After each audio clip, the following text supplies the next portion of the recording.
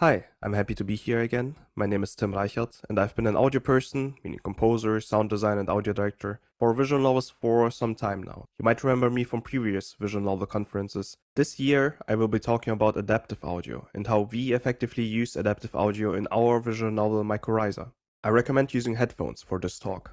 But first, let me roughly explain what adaptive audio is. Most visual novel developers are used to changing audio by replacing audio tracks. For example, the player is hanging out in town. The town theme is playing. Then they are joined by a friend of theirs. The respective friend theme plays. That is one way to go about these things, and there's obviously nothing fundamentally wrong with it.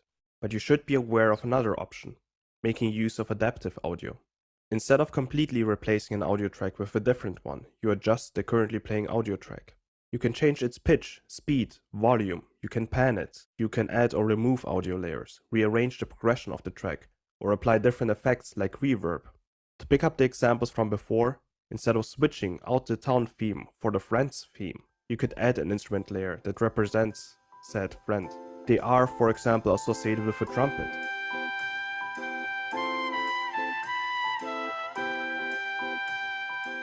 Generally, adaptive audio is used because it's more seamless. This can also have a positive effect on immersion, since transitions between states are potentially less sudden or jarring.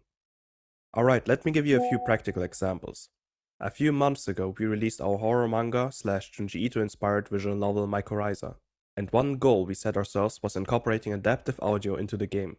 Let me start with the technique that's most well known when it comes to using adaptive audio in visual novels: vertical rearrangement. Vertical rearrangement means that new audio layers are added or removed. We generally use this technique to increase tension. The most obvious example of this is towards the end of the first section of the game. Our main character, Scott, just ran away from a monster. If Scott took a journal with him, then he could now decide whether to read it or not.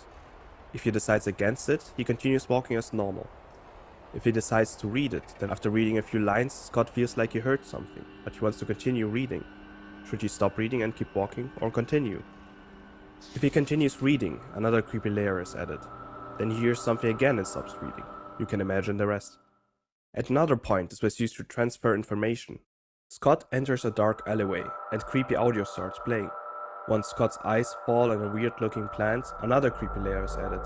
The player instantly knows these plants are bad news. Let's continue to volume and panning.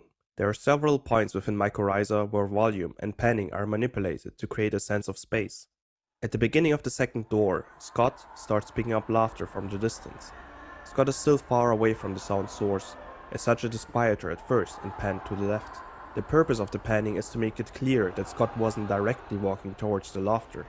Instead, he incidentally walked close to the source while wandering around town, the source being on his left. The closer Scott gets to the town center, the louder the laughter becomes.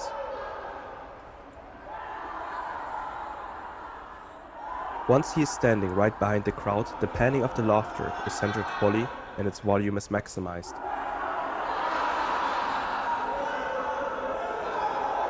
The player is immersed into the game's space, making it easier for them to feel like they are experiencing everything from the point of view of the main character. The engine we used, RenPy, didn't allow for easy implementation of real-time audio effects. Thus, we instead simulated the use of audio effects by cross-fading between music track versions with increasing effect intensity. While Scott is examining a building, he hears a track that implies general creepiness, but doesn't give the player the feeling that they are in immediate danger.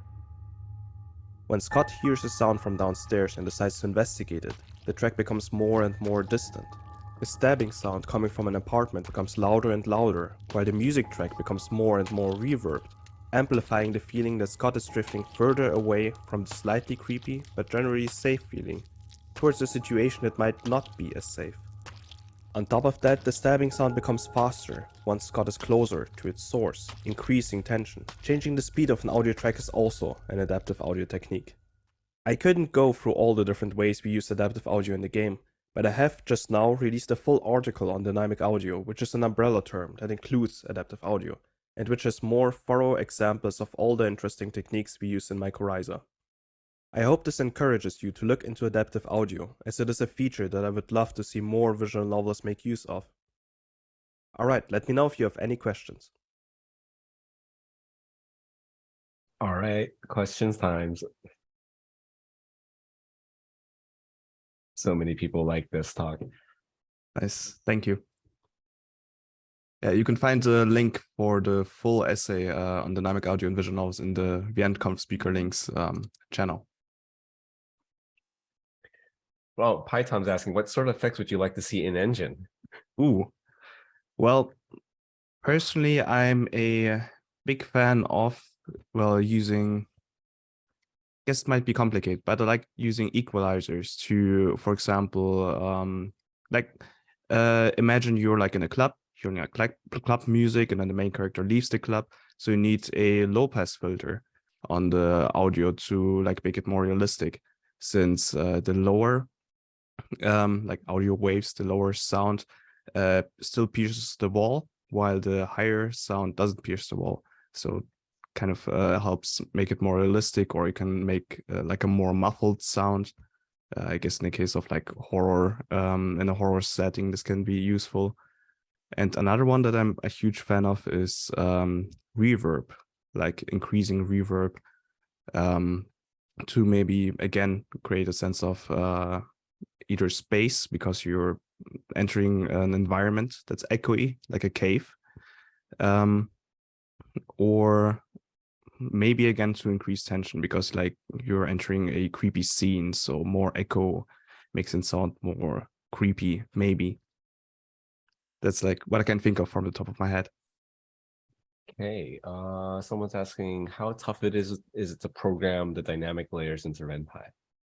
The layers, so the vertical rearrangement, is actually pretty easy. There are actually quite a few, well, several guides on how to do that on the internet. It's also one of the most common techniques I've seen visual novels make use of. So yeah, I would say personally pretty easy, even without intense or intensive programming experience. Okay, someone asked, they're not sure, they may not have noticed, but were you programming these things, or were you just doing the effects in the audio clips?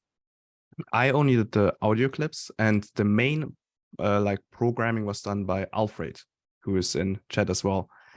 He like pretty much made all of this possible. Like a lot of the dynamic audio wouldn't have been possible without him in Mycorrhiza. Cool. And then someone's asking, it's like, do we need audio middleware? Do you have a preferred one? Actually, like, we tried to get audio middleware to work with RenPy, but couldn't. Maybe it's possible the newer RenPy version after version 8. We haven't tried that yet though. But it might be possible in other engines, like in Unity, if you're using Nani Novel, that should be possible. And I guess my personal preference is Fmod. It's like, from my experience at least, it's more music focused, and I'm a bit more music focused than sound design focused personally. And it's more intuitive, and in my experience as a musician, easier to use than Wise personally.